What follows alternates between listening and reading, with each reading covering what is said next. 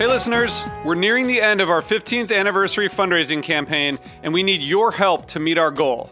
This campaign offers you a chance to win a unique food and music experience in one of the most exciting cities in America. Here's how it works. Donate to HRN and you'll be entered to win dinner for two and 2 tickets to a concert in one of 8 amazing cities: New York, Los Angeles, Philadelphia, Nashville, Las Vegas, Charleston, Ardmore, Pennsylvania, and Asheville. All donations support our work educating food system storytellers. And when you donate, you can choose one of those cities and you'll be entered to win dinner and 2 tickets to a show. So help us reach our goal and enter to win dinner and a show in the city of your choice. Check out heritageradionetwork.org/15 to donate and enter to win today. That's heritageradionetwork.org/15. Thank you.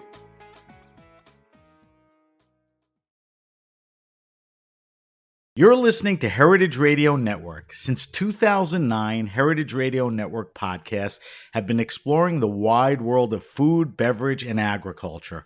Learn more at heritageradionetwork.org. This episode is brought to you by Samuel Adams, Brewing the American Dream. Hear stories from their inspiring entrepreneurs on Let's Talk About Food, wherever you listen to your podcasts.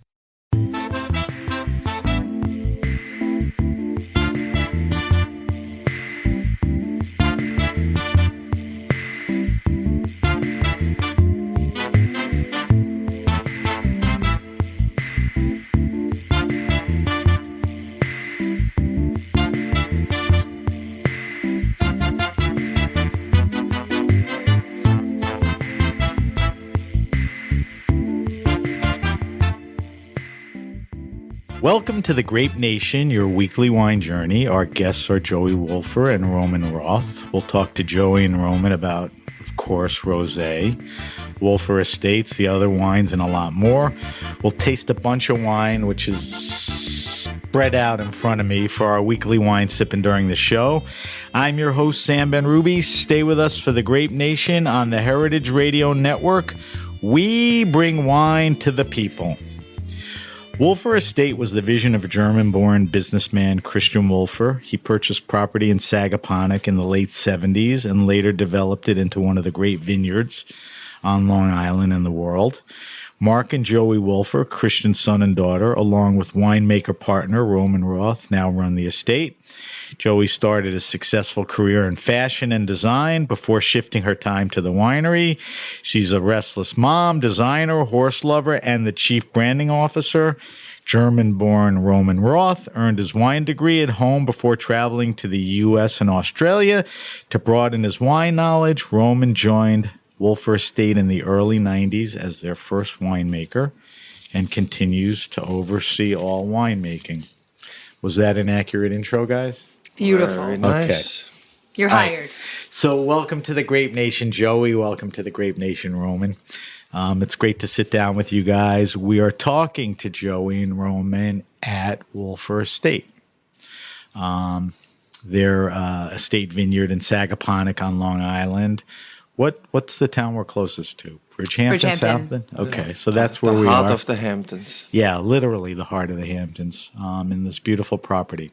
All right, so to give our listeners a little context of who you are and where you came from, let's talk about your journey in life and wine.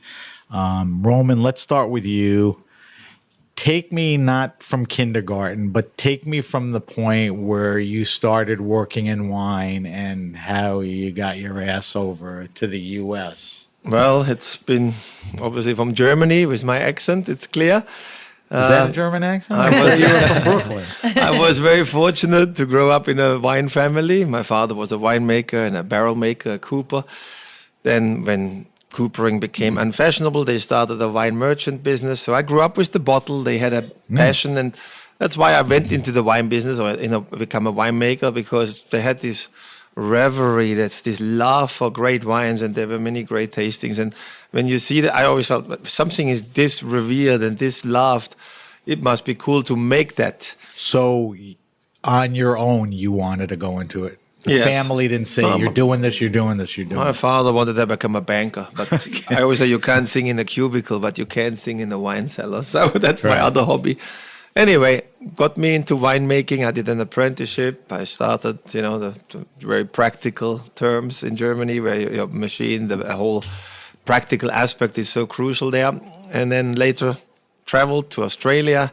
That really broadened my horizon. Worked at Rosemount Estate, which was fantastic. Why? With Philip Shaw. There's so many places to go. How does Australia, pop up for a German winemaker? Well, by that stage, I had met a young girl, a young lady, my now wife, Dushi, and that, of course, had a big pull.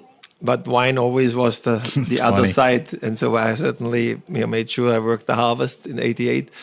In '86, I traveled to America and worked at Sainsbury Estate in California. And again, just to get away from Riesling and see other things, again, you have to have experiences from different countries. You can, already your grandfather will tell you in German wineries with a lot of tradition, we already know how to do this. What are you whippersnapper going to tell me? But having different experiences and different styles, you come home with a whole different understanding of winemaking and the philosophy of winemaking. Did you come to the States, stay here, or you went back and came back? No, well, I went back to Germany because to finish my master's degree in enology, you had to have 5 journey years. And at that stage, I had only 2.5. So I had to go back. I worked for the winery in Heidelberg, Wiesloch it's called, a great winery, and really learned a lot there. And then I did my master's degree and was on the way to Australia, and there was a job offer in New York by Christian Wolfer, Joey's father.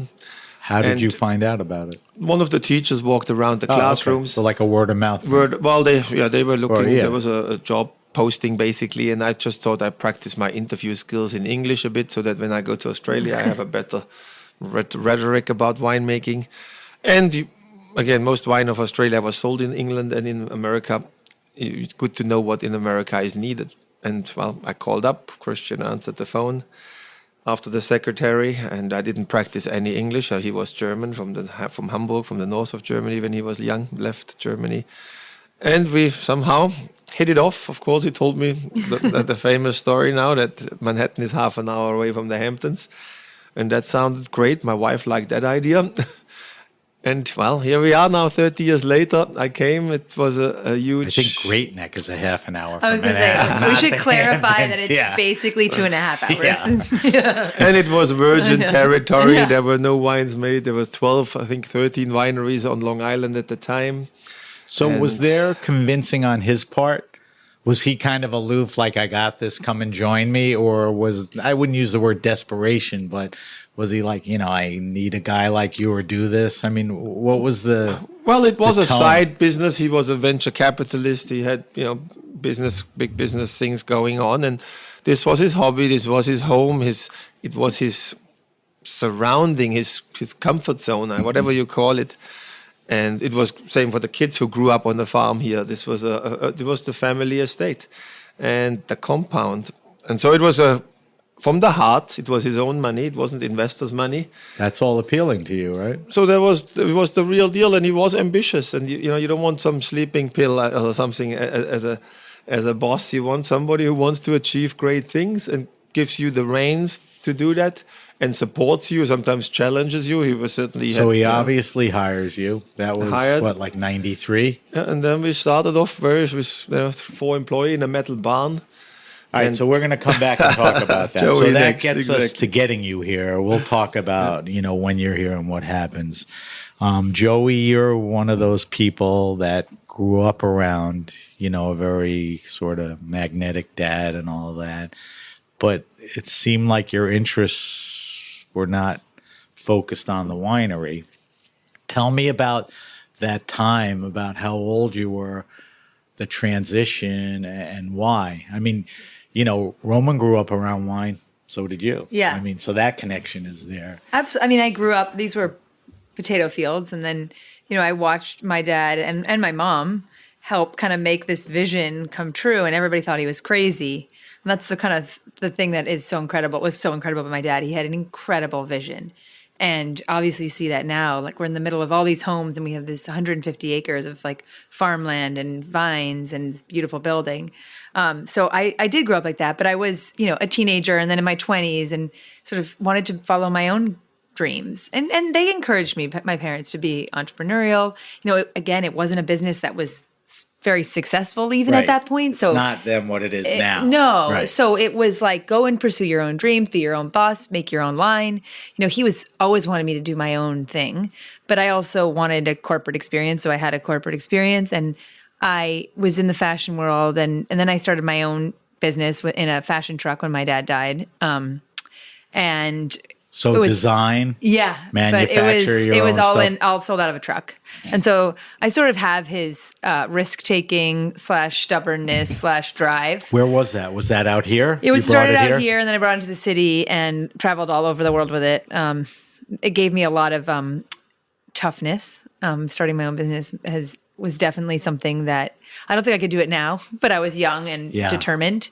But then, it took a couple of years to settle the estate when he passed away in 2008. And in that time, I had some time. So wait, stop there for a second. Don't mean to interrupt. 2008, he passes away. Yep. The whole everything changes. Well, the economy was in a also way. I exploding mean, too, Yeah, and one nice thing is Roman's there. of course. So there's a continuity. Where are you at? Are you? I was 26. And not really thinking about. No, I was going living in New York City. So talk to me about that transition, because you're here now. So I was living in New York City. I just met my now husband. So I was like, my biggest focus was like, where am I going out tonight? What are we doing tomorrow? Like that kind of thing. And this happens. And, I'm forced to sort of decide my destiny. Like, do I want to pass this legacy on down to my children? I am first generation American. My mom's English, So I thought, I thought about it, and a couple years went by in that time that we were transitioning. And it was a James Beard event, and Mark made a speech and Roman made a speech, and I was very upset, and I didn't know why. And my husband and my mother came to me that morning, and they said, we want to talk to you. We think you don't want to sell. We think you want to stay involved, and we think it's important to you, and we don't want you to regret your decision. When you said you were upset, what were you upset I don't know. about? I just was I was upset You were about uneasy or not sure? uneasy and unsure about my decision. Like it could go either way. It could go you either hadn't way. made your mind up. I think I had thought I made my mind Right. up, but because I was young and at that Right. time it took, and my mom and my husband, sort of said to me, we don't think you want to, we think you should talk to your brother. And I said it to my brother, and he said, without any hesitation, nothing would make me happier than being your partner. That meant a lot to you? It meant a lot to me. We didn't grow up together because Right. we were Half different in brother, age. right? Yeah, and difference in age and difference in parents. But, having him say that, and I knew he meant it, was really important. And so in that time, we built a bond and a relationship, and now obviously a successful partnership. And in that time, my husband also our manager at the time thought we were not going to be involved in the business. Then Mark and I were very much going to be involved in the business. And so he resigned, and there was this position of general manager open. And my husband, Max, came to us and said, guys, there's no way for us to learn the business than doing the business, like me getting involved and me running this. I've been a consultant. I can do this. What year was that? This is 2013. 2013, Yeah, 12, 13. Yeah. So still doing it, right? Yeah, he's So boss. the leadership is you, Roman, your brother, and Max, your husband. Yeah. And he's really our boss. I'm just joking, but he's the glue, he's an incredible CEO. Is he in the building? Yeah. Oh, okay. Yeah. So I won't say screw him. we'll be defined. We love him. He's the He's the calm in the he's the storm calm too. in the storm. Yeah. So this all happens 2013, and you quickly make the decision to get on board. Yeah. All right. So now, is Max on board then? Yeah. Or- Oh yeah, we're all on So board. you have to decide what you have and where you want to take it. What was your assessment of what you had? I mean, you had this great thing, but were there things you wanted to do? Well, there was a great foundation. The quality that we made $100 Merlot. We made already quite a successful line of the estate selection rosé, our entry level rosé, the gold label, and that became super popular. But at that stage, there was this. From 2007 on, there was this absolute rally, like a race, a tsunami of putting rosé on the map in America, basically, and where so we did a big part of that. So that was all in place. We had our White Horse series, our high-end line. We had the entry-level line.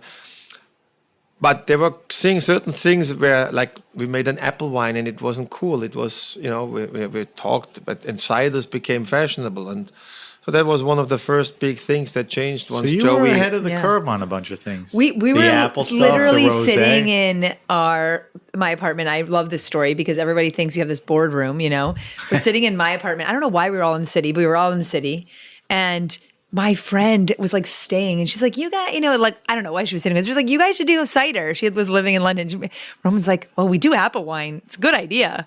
Let's just do cider. We're like, okay, let's do cider. And that was sort of the precipice for finding this designer who has been a huge part of our success as well. You mean the look The of look, the yeah. labels and logos Yeah. and all I that mean, stuff? Max went through his Is the past summer job. in the bottle that Oh yeah, he person's does. idea? Yeah. The No. The idea came. Not the idea, the artwork? yes. The artwork, yes. Oh, incredible. What about the Finca stuff? Everything. All of He he's our is everything. designer now. So he's pretty tied into your He's our image and family. all He of that. came to my birth. I mean, he is like a very important part of our lives. Yeah. So go back to my question. So the four of you are there. You're implying that, the foundation is in place. The product's there. There are some ideas floating around. The wines are good. What's like the immediate stuff that you have to do? I mean, what is? Well, there was like growth. It needed Were every you year in the big black growth. or red? We were in the black by then. Okay. Little bit though. Like, Yeah, and it I mean, was your like, dad, it was right. and I was But like, wasn't wait. that an objective of yours? Yes, This is a because- business, and Max kind of jumped in. Well, we just didn't, we were like, we needed it to be successful. It needed to be a business.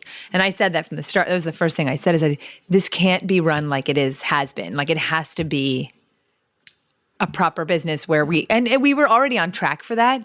Dad had finally hired a CFO, but we had to make sure that we continued this growth. There was never this incentive, like, we're going to be huge. Like, that wasn't the thought. We're going to make great wines. We're going to grow. But it was never, we sat down and said, our vision is in 10 years, we're going to be selling Right. 300,000 cases. Like, that was not our plan.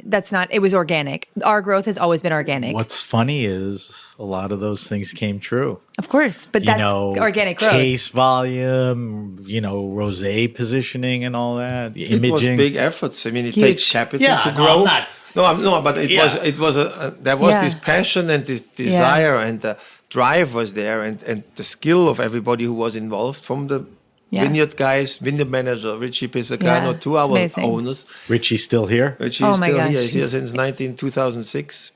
No, since I think 1996. What am I talking? 1996. not long after you came. Yeah. Yeah, So no, I I think brought him on continuity is a board big and- deal around here. Yep. For consistency. I want to talk about the wines, and as we talk about the wines, we can continue to, weave in the history and, all the stories. You guys, I mean, make dozens and dozens and dozens of wine. 3 dozens is like 36. You probably make that many wines.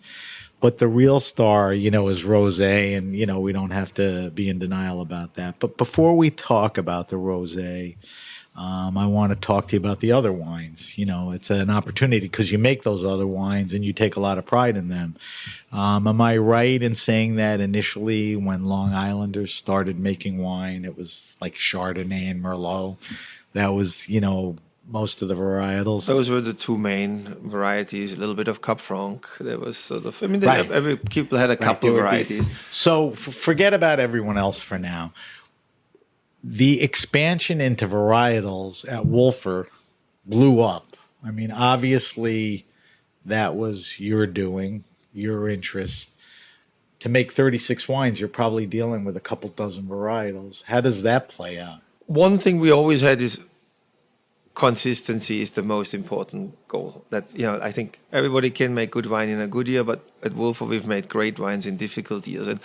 And having, if you only make one rosé or one little lot, everything has to go into this wine, and you're at the total mercy of that lot. Was fine, it's a good wine. If it's not a perfect year or something went wrong with that 1 acre, you make a bad wine.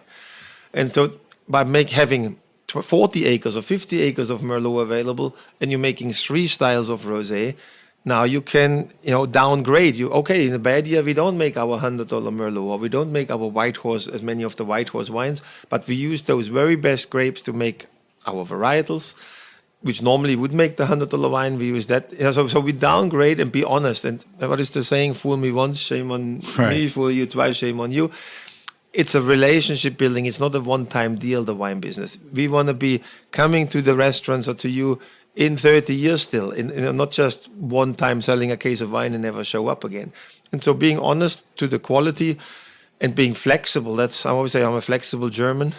So saying like just because it worked, Yeah. it worked for 5 years in that particular block. Yeah. Well, this year it's not exactly working, then don't make a bad wine. Rather change your idea or pick it early to make a nice fresh rosé than trying to push the camel through the needle ear, which is never going to happen in a year when you had a bad hurricane remnant or something. So to quality was the key of all that. right, which it should be. So Joey, the property is massive. It's like 175 acres. What is dedicated to vineyard plantings? Like 75 acres. isn't Okay. it? We have 50 acres here 50 and then and- 26 acres on the North Yeah. Fork. Yeah. So domestic, you have the estate vineyards. You Yeah. contract or own the North Fork We have a vineyard, a 26-acre vineyard on the North Fork. that you own? No, we have a Okay. long-term lease. And then we work with 400 acres worth with growers and partners and friends where we have long-term. The whole rosé wave could only happen by very quickly. You couldn't Right. plant vineyards fast enough. Right. So you had to So find people. when you talk about 55, 60 acres, let's talk about, immediately around the property. How is it planted? Is there like 3-4 acres of Cab Franc? I mean, because we have all these varietals and staying in the varietal thing. We have 5 varieties here on the farm. Basically, Okay. the main variety is Chardonnay. Okay. The oldest block from '88 was a 15-acre Chardonnay block. Then we have another Chardonnay block planted in 2000, in 2000, 1990, excuse me. Then we have around 12 acres Merlot. We have 6.5 acres Cabernet Franc here, which is a great Cab Franc. We have a little bit of Cab Sauvignon. We have 1.5 acres Pinot Noir, and half an acre of Trebbiano, and half an acre of Vignol. So it's basically 6 varieties. And we just planted the babies over there. Oh, yeah. So now we're you mentioned- we're ripping out, like, it's now 30 years, 33 years our vineyards. Yeah. So You're for ripping the out some first vines? time we've taken 6 Yeah. acres out and we're planting Trebbiano and Cabernet Franc. Is that because you want to change the varietal? Because like in Napa, you got to pull the vines out just because they're spent or something. Well, in our cases, if you have 50 acres, if you replant every year, 2 acres, it takes you basically 25 years to replant a vineyard. So you have to start somewhere so you don't lose your whole capacity of growing, at one shot or in big lumps. So you start planting, and wherever there's a block that's not as fertile or not as fruitful or not as desirable, the variety, then that's what we've taken out first now. So you mentioned Trebbiano, small plot. We opened a bottle of the Trebbiano. We're going to be drinking a bunch of wines during the interview. Just tell me about this wine. What possessed you to plant Trebbiano? Well, this is some people have horse rescues, in place. We have a grape rescue. This was a vineyard on the North Fork that was getting ripped out to become a polo field. And we had been buying all those grapes for many years. And it was a beautiful vineyard, but we couldn't persuade the new owner who had lots of money to keep it going. So we got the cuttings, we took the cuttings, we sent them to a nursery to craft into vines. And we quickly had to say, well, let's find another field here. And I mean, luckily there's a big horse farm. Yeah. Joey is, of course, an avid rider. So we managed to get a couple acres for the Trebbiano. And so anyway, so this is where Were they grafted on the island, or you no, sent they're them? in upstate New York. Okay. There's a good nurseries up there. So that's where this is our Trebbiano rescue. And I think now we planted 1.5 another 2 acres now, 3 acres, sorry. So we have 3.5 acres coming up, and then we helped another vineyard on the North Fork to get So 1.5 how many bottles acres. of this are you making? We make around 400 cases of this wine. So This it's- is our cellar series. So this is our really special series that we sell here and in the wine club. Right. That's it. So it's not It's readily no- available. We- so if No, you it's come to here, you keep can it grab unique, it. and Right. you know that's why we make a lot of varieties too, because we have wine club, because we have people that come here. And So at the end of the show, I want to get,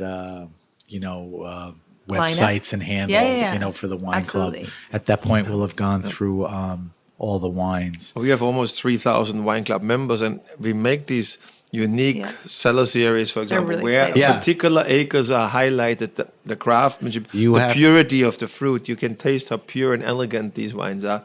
So something like this sells out? Or everything all the sells time. out. We can't. We Yeah, can't. 3,000. Well, at the Yeah. rate But we're it's- going, we'll be the biggest Trebbiano grower in America soon. Really? I think so. So we're planting more, and I think there's not that much Trebbiano planted in California. What other Italian varietals are exciting you? Oh, I'm not focused on if it's Italian. I'm. No, I know, but it now that doesn't we're in matter. Trebbiano, Yes. I mean, a Tokai, We have a Tokai, Friulano. which We have a Tokai, we yeah. work with different growers, and when I see it's perfect, or when we have a chance to get the fruit that's Yeah. perfect, we jump at it. And so it's been Tokai. We make a beautiful Semillon, which comes Nice. from our own vineyard, skin fermented. That's an amazing wine. It's not an orange wine. It is protected from That's like oxidation. the hot thing, orange I know. wine. But we protect it from orange wine, so it has the tannin structure of a red wine, but still fruity and elegant. So we make Yeah. many different. The of these cellar series is artisanal really things. exciting too, because it's a way for Roman to also like celebrate these grapes, celebrate these varietals, show them to our customer, and then it's not for everybody, right? It's not a summer bottle. It's a special product. Yeah, I that- mean the club members can decide. Yeah. They're probably inquisitive and want to see. and it speaks to our quality, right? Because that's at Right. the end of the day what we're all about is quality. It also speaks for how great Long Island is. It's the best growing region on the East All right, Coast. so that's a great segue for me because we're talking about the wines, and at this point, people know Long Island's making wines, making good wines. I think one of the things they have no idea about is climate, soil, terroir. I mean, is it pretty similar throughout the island? What are we? Let's talk climate first. Obviously, summer, ocean, proximity. Take it from there. Well, we're 2.6 miles from the ocean. We're on the same latitude as Madrid or Naples, so we're much further south than any French or German vineyards. Okay. We grow French varieties. So fantastic sun exposure, which is great for ripening your skins and your seeds and photosynthesis. Then we have the proximity to the ocean, which gives us this sea breeze. It's cooler in the Hamptons, literally. That's why people from Manhattan come out to the Hamptons, because there's the sea breeze. And what's good for people is good for grapes, and that gives our elegance. It makes our wines, I always say, the most food-friendly wines in America, because we have these natural apple citrus flavors, this acidity, just Is elegant that a wines. characteristic of the region? Yes. That apple citrus? Yeah, this lively, Did you fresh know that? character. I'm learning it. I learn something new Honest every day. answer. It's that the soil is, in our case in Bridgehampton, it's the Bridgehampton loam, and again, That I know. So Christian had the a soil good is vision. mostly loamy soil. It's a clay loam on top of a gravelly sand, so very good drainage, great water holding capacity, especially in these, with climate change, we have sometimes drought months, and then you have a lot of rain, whatever. So we have these undulated hills, which gives us good shedding of the water, so that you don't want your roots sitting in wet. Right. It's about quality, not quantity. But we have great soil, which has good pH, good nutrient uptake of the plant. So there's a healthy way of the healthy grapes, and good water retention, but good concentration. It's that combination which makes Long Island so unique and different from California or from other vineyards. I've thought about that, and what I don't get. So everything you say kind of checks. It's all good. Mm-hmm. There's not. There are certain regions where mildew, like the Douro, whatever, has. But so Hurricanes. okay, That would so be that's- Don't say it. Don't Yeah, even you say can't it. So talk about if it. all that checks out, and this is a general question, why are there not more, or why weren't there earlier world-class wines coming out of Long Island? Was it less the climate and the soil and more the makers and their visions and what they thought they had to do? There were some world-class wines, but they were in between. They weren't as consistent, I would say, that as what So we've consistency achieved. was an issue? Consistency is an issue. Yeah, nobody cares if one year in, 1 year out. They're Prejudice done. was humongous, that you had, no matter how good your wine was. If I make a tannic wine, oh, it's green. If a Californian wine is tannic, oh, lay it down for 20 years. There's a prejudiced view about it. If I make an oaky wine, I get nailed on the cross, I always say. If somebody else has an oaky wine, it's a big wine, a big mama. So you have to, that was the original issue. And so finally, the prejudice, luckily, with Summer in a Bottle, has broken down. People are now accepting, and young people also are not as stuck anymore on Bordeaux and Burgundy, and also they can't afford anymore Burgundy and Bordeaux. So forget about Burgundy. They're open to any wines from the world, and Long Island has found a beautiful niche. Is there York, there I a should say. region you can compare Long Island to? Is it like is Bordeaux in that? I mean, what's similar as far as climate, soil? Bordeaux would be the most Would be the- closest, but they're not allowed to grow Chardonnay, for example. Right. So they would make lovely Chardonnay in Bordeaux, Yeah. but they're not allowed They to do grow it. So we have this Sauvignon freedom Blanc and Semillon. They in make- America. they make great. We can do what we want, and that's what which led us into this. All I wanted to say is, we're tasting a lot of we are very successfully growing many different grape varieties, which is wonderful and shows how great this region is. It's a little bit blocking that, you think of Oregon is Pinot Noir, New Zealand Sauvignon Blanc. Long Island has a lot of different grape varieties, so you don't have yet that one wine Identifier. calling. So, what are the biggest challenges to that point? In defining that, I mean, I think we know that while we make a huge variety of wines, but rosé is definitely like what we're known for, and we're also okay with that because Roman is an incredible winemaker. He just got a huge award last night for his dessert wine. He's, we don't need that. We're okay with having a consumer brand as well. Right. We're okay with this lifestyle part of our brand. We sit alone in that we have this winery, this esteemed winemaker who makes these incredible and very serious wines, but also this incredible wine that's put us on the map. Right. Summer in a Bottle has put us on the map. Right. And owners who push and keep Yeah. pushing this idea, that is it's an important synergy. If you're owned by an insurance company, you may not get any of this support to do what we're doing. But because you have risk-taking owners who understand and love the business, it's a different thing. Do you think if your dad was still alive, that the idea of building this up and selling it, is that something he probably wouldn't do? Or I don't know. it's not shareholder value. He didn't have shareholders. I don't know. My dad's downfall was like had a hard time with people. I think he's had a hard time listening. He had a hard time working with people. He was like, So then that would never happen. I don't 'cause think he that's- would have. yeah. I think he was I very think much he's- like my way or the highway. And I think Right. that's where Mark and I are different. We are like, it's like I know what I know. I know what I'm good at. I want to learn more, but I'm also like, I celebrate what I'm good at and I reach out to others for what I'm not. And I think we all doing that is like the only way you can be successful in any business, right? Right. If I was to tell you that I made these wines, like I'd be a liar. And I also have no idea how to make these wines. I know how to sell these wines. I know how to Right. brand these wines, but I don't know how to make them. Right. It's a team effort. Yeah. Stay with me. We talked about climate. We talked about soil. We talked about Long Island. Talk to me about a couple things: farming and cellar practices.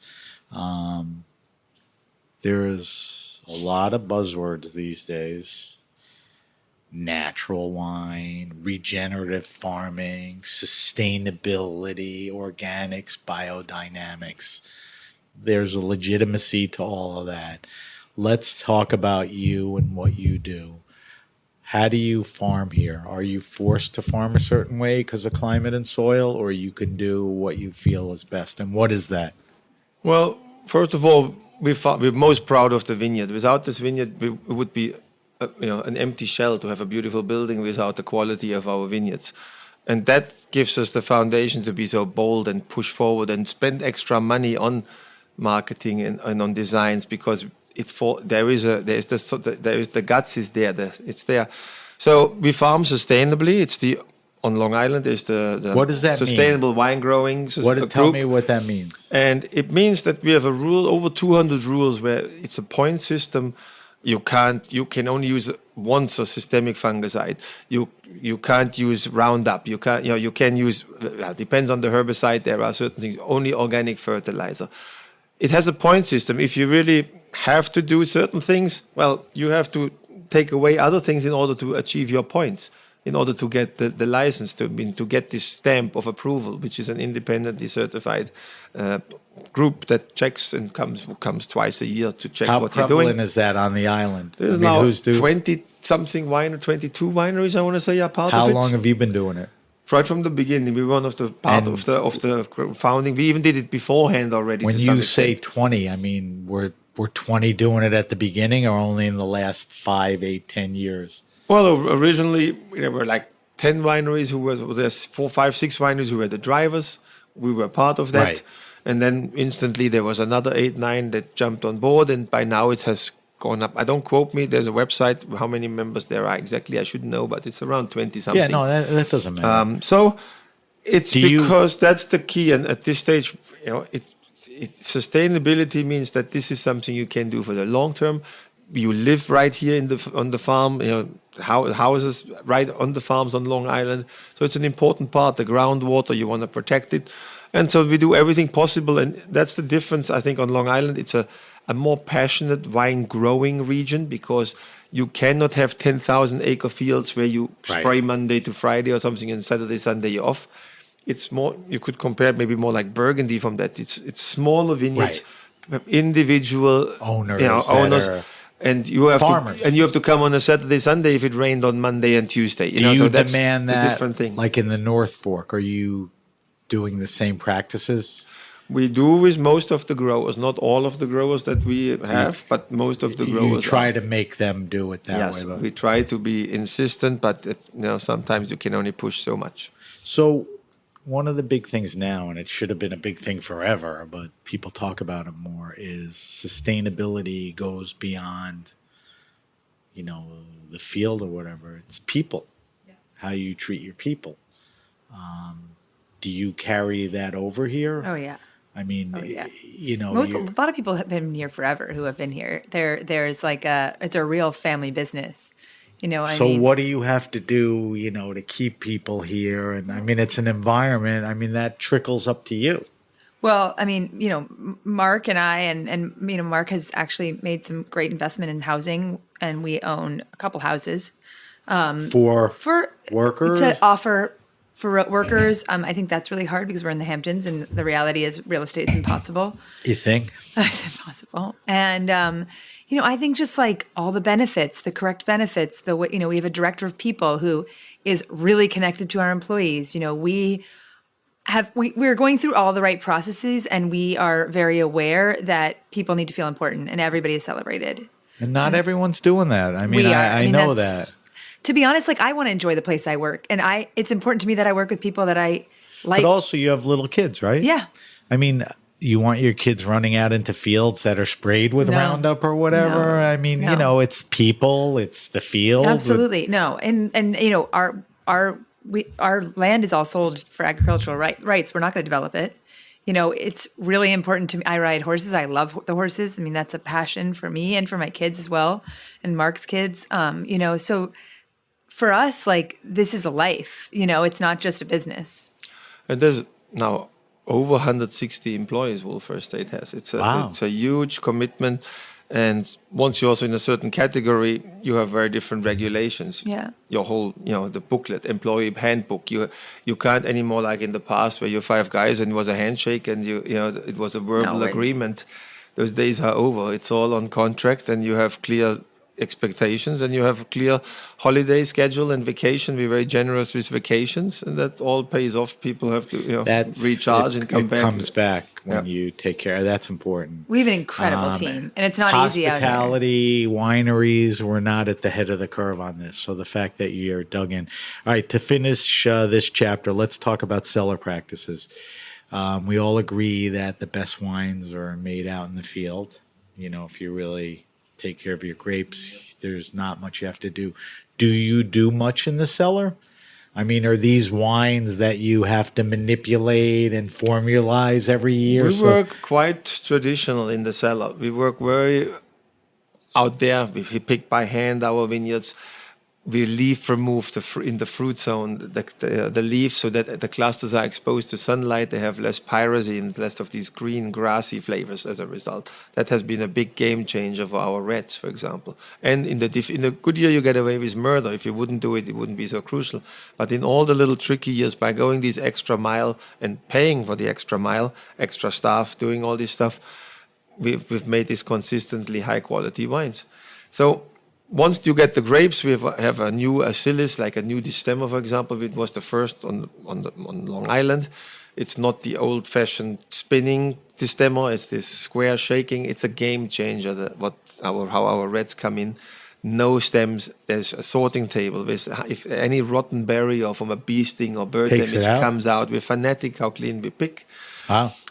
Once you do all that, you have much cleaner fermentations. You don't need to do at all. You chill. You have a good chilling system so that you don't get too warm, so you preserve your fruit.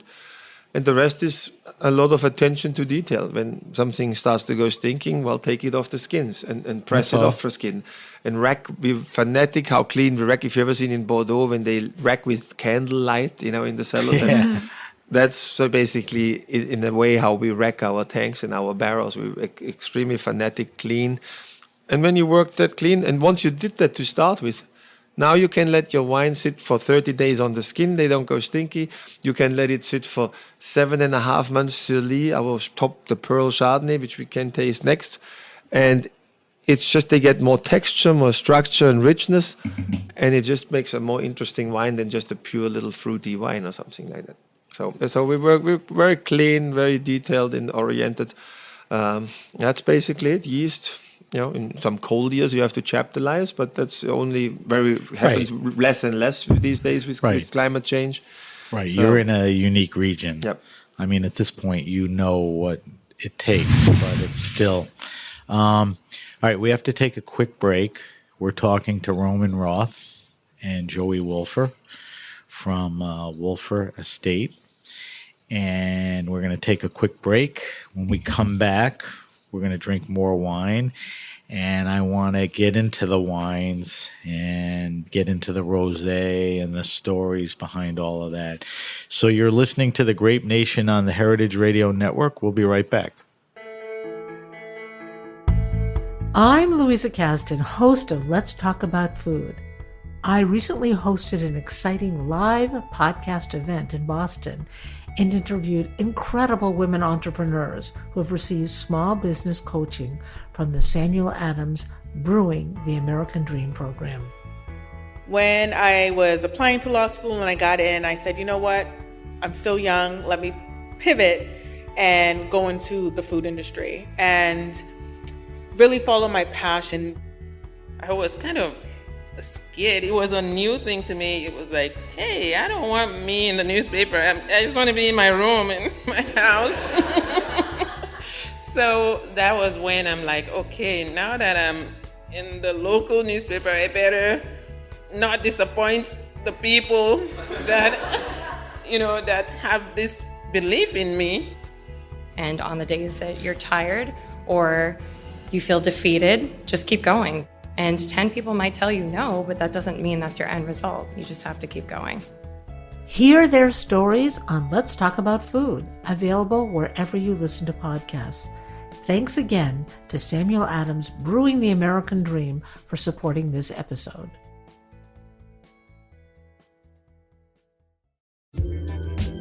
HRN is home to transformative exchanges about food.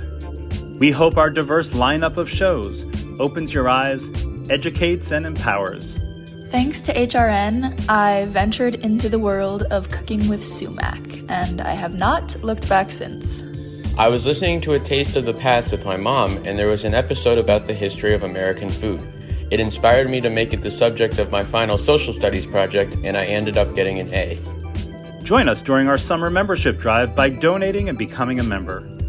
Members play an essential role in keeping nonprofit food radio on the air.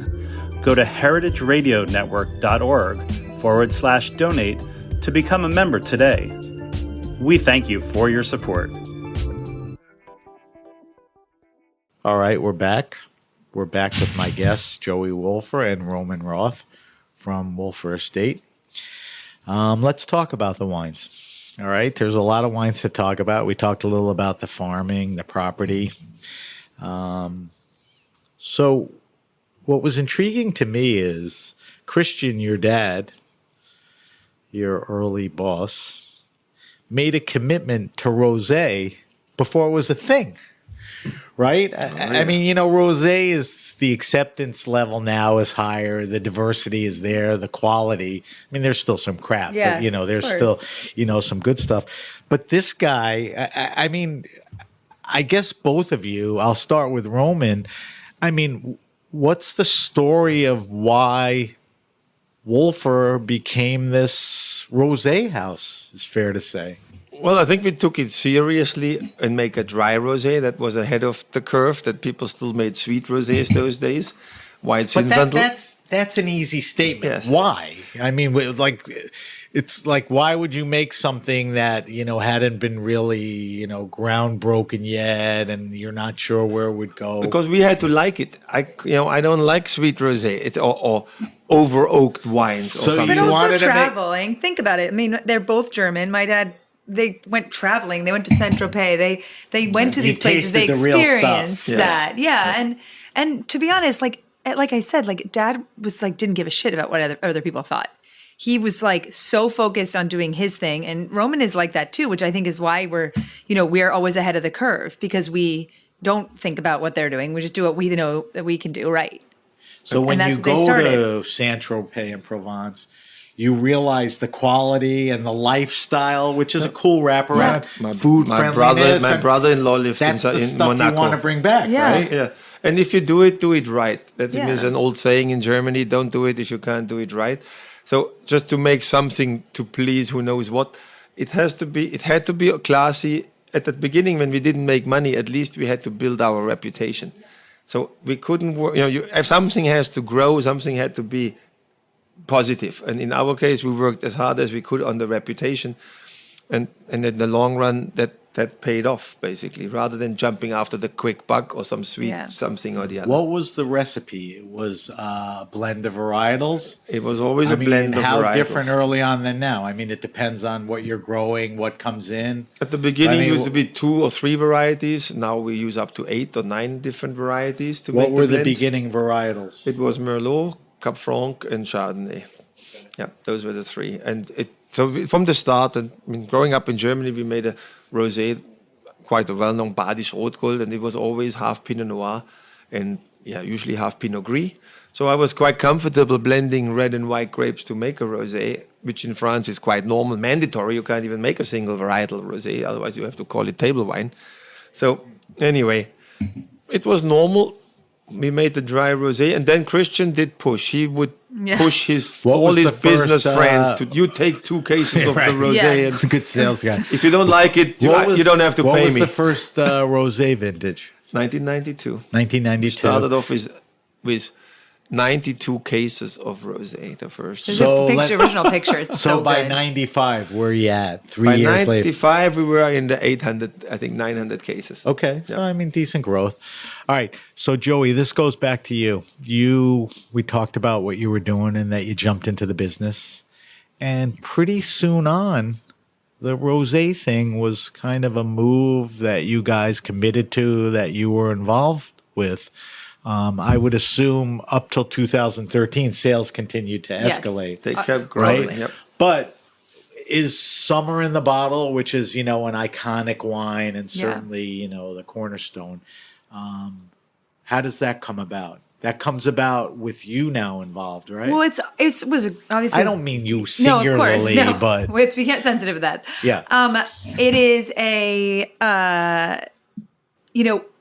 it was very much my friend saying to me over and over, Wolfer is summer in a bottle. Wolfer is summer in a bottle. And we were like, we love that. just Wolfer is summer in a bottle. Oh, that makes sense. Okay, Wolfer is nostalgia for summer. It's family. It's summertime. So we're like, okay, so we should do an ad campaign about this. So I, had met with this designer in England. We had talked about my family upbringing. We had talked about this lifestyle, this bohemian lifestyle. My parents would sit at the table with Bianca Jagger, Lee Radziwill, Mick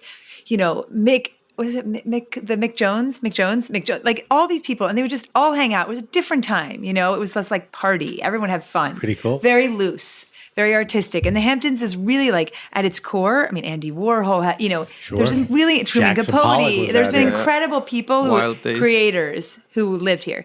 So I really explained that to him. We sent him books. We inspired him. We said, we want to really celebrate the Hamptons. We are the core of the Hamptons. That's what we want to celebrate. And he came up with this first the cider, and then this ad campaign, which we have to find the original, which was a floral bottle. It was an image of a floral bottle, and it had our logo, The and it gold just said label. Wolfer is summer in a bottle. And we were like, Was the bottle made for the ad? I mean, Yeah, it no, it was wasn't a even- gold it was label. just It was a- just a picture. just a of it. picture. It was just Just a a So that picture. was sort of the cartoon type of prototype or thing. the inspiration. And Roman is like, guys, we should just make this bottle. And We we're should like, make a that's summer in a bottle. crazy. But we should. So we're all like, how do we make this bottle? The original bottle is hilarious. We still laugh at it. And we were like, okay, make 1,500 cases. We make 1,500 cases. It sold out in 2 weeks, gone. Wow. And so we're like, okay. And it wasn't just this. Oh, you can't make such an yes. expensive rosé. Yeah, This is 'cause it was expensive. Where would you Yeah. place this? Like I mean, on and on. There was like a lot of Again, the negative pushback. What was it, pushback, like and we pulled. 19, 18, $20 then? No, 24. No, it was 20. It was immediately. $24. Oh, yeah, First we release started. was Like 9, 10 $24. years ago? Yep, Mm-hmm. yep. Really? So it was against a bit the grain, Yeah. and we made into 1,500 cases just vanished in a matter of So a we month just or kept two. growing it. And then my whole thing was, I got worried because I'm like a fashion person and I'm in trend, right? Trend, like, I don't want this to be trendy. So I was like, we got to do another label. We got to do another like version of this. It's been 5 whatever years. So we do another version, which is like the next bottle, which was beautiful. And actually, like, thank God, because the original makes us, we were laughing about it yesterday. It's just a totally different thing, and that bottle, like, the need for it, the selling out, the Daily News, the New York Post, sold out. Rosé is running out. Hampton's running out but it of went rosé. across the world. It went viral across the Yeah, world. That yeah. article, and we were us and Whispering Angel were the cover of that. So I think that like whole vibe, and at the same time, our table rosé is exploding. Right, the gold label So is exploding. what preceded Summer in the Bottle was the table rosé? That was by And that stage we then- were so at tell me about 15, the difference 30,000 between cases the of two. that. More blending grapes? No, Over- the estate rosé we pick early on the fresh side. So it is vibrant fruit, has a nice acidity, beautiful balance, nice blend. The Summer in the Bottle we pick 5 days later, 6 days later. So the That pH made goes the a bit diff- up, the acidity comes a little down. That gives you a bit more of that salty sea lion quality like that the Provence rosé has, for example.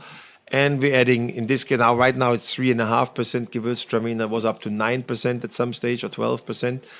So this, because we wanted peach, as if your peach juice running down your Does beard. the Gewürz like- give you that peachiness? well, Yeah. summer flavors of cantaloupe, honeydew right. melon, peaches. It's more like full bodied our Summer in a Bottle Yeah. than the table It's- rosé.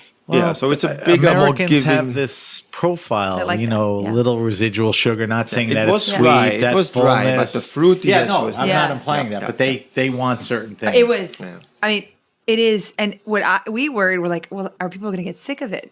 But it's not. It's they use it as candle holders. They use it as vases. They cut People it down. fight over the we have a empty woman who bottles. literally goes through our trash and steals our bottles and then makes candles out of it and sells them. It's like flattery in a sense. it's fine, but it's also just, if you think about it, it's a collector's piece. It's like now what you go to your friend's house and you bring that, and it's summer. It means, somebody said this to me the other day.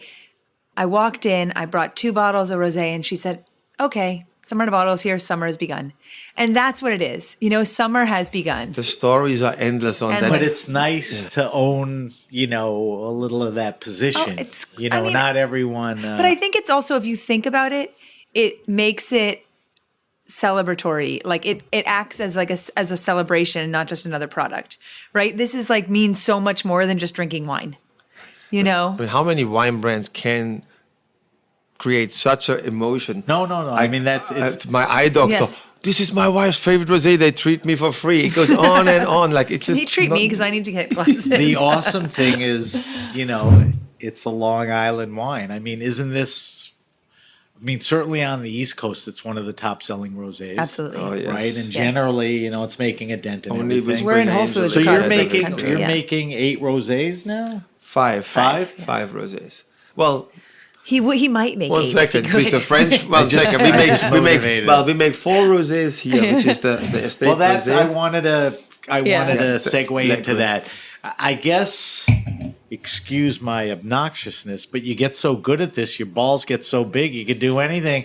It's like we got to make more rosé. We got to go to the homeland. So tell me about your most very recent project, the Provence. Well, it was Long Island has 3,000 acres of wines. So you can only grow so much, all Long Island. Planted of Long Island, Yeah. 3,000 acres? So 4 villages in Germany have more vineyards, or in Yeah. France, or whatever. So the point is, we could have grown a little bit, but you would have to go with growers that are not up to par, and we didn't want to do that. The quality comes first. Then thinking, well, should we go to Oregon, California, Yeah. become the American rosé producer? And then Mark Wolfer, Joey's Yeah. brother, had the idea, if we're going through all this trouble, why don't we go to the heartland of it all, to Provence? And then we're starting the debate, and Joey, we all did be discussing this, and I felt there's so much rosé produced right now in France, and so much bulk wine moved back and forth, negotiant business. I need another 8 tankers from, it doesn't matter who sells you the wine, it all from corporations and whatever. There's a couple of fantastic family-owned Provence producers, but there's a lot of movement, and we felt if we could find a place where we can grow it and make it and bottle it all in one place, I think we can be ahead of a lot of wineries there, and that is a key to that we. Why would we go there? I would also say quality, that COVID was really important for us in that, because it made us slow down. So we took the time. We took 2 years to find the right partner. So Mark there was went a benefit. Absolutely. Of Mark, COVID Mark and his now wife went over and met this guy, Guillaume, and they sat down and they talked through the process, because the relationship is important too. And we didn't want to work with somebody who said, I want to be the center of, originally we were like, well, maybe we'll partner with somebody and we'll be like Summer in a Bottle Times. And we're like, actually, we don't want that. We want it to be ours. And this guy, he's an 8th generation farmer. He wants to be, or 11th generation. He doesn't care about the ego. He wants to make a great wine. He liked Mark. Then we went over, he liked us. We were able to build the relationship, which I think, as we've talked about throughout, the sustainability, that's really important, right? The relationship is important. And we are not a negotiant business. He's going to be involved in the winemaking process. He wants to know what they're doing, And so this is all current, right? It's all current. Is there a vintage yet? Yes. Yeah, the 2021. You're going to have it at the end. 21 is the first. Yeah, and it's the 2000. Well, it's also the biggest privately held vineyard in Provence. He has 700 hectares, 1,750 acres. And because we had another two growers, but if we would have gone with the other 2 growers, we would have already next year we would have had to start buying bulk wine because they didn't have the vineyards, and so that was exactly against the point. Quality was the key to make a point. He's such a wonderful person, and I think that really mattered to us, that we had this. It felt right. Yep. It felt right, and then COVID kind of, we were rushing, and then we were like, whoa, COVID slowed us all down. And we did this correctly. We launched it correctly. We did the packaging correctly. We got the bottle correct. It's incredible system of, if you look at, you'll see the printing. It's perfect on the bottle. Will the volume of that wine surpass Summer in a Bottle just because of the acreage and? Well, there's 2 things. Long Not Island. right. We can't tell him our secrets. No secrets. This is not a secret.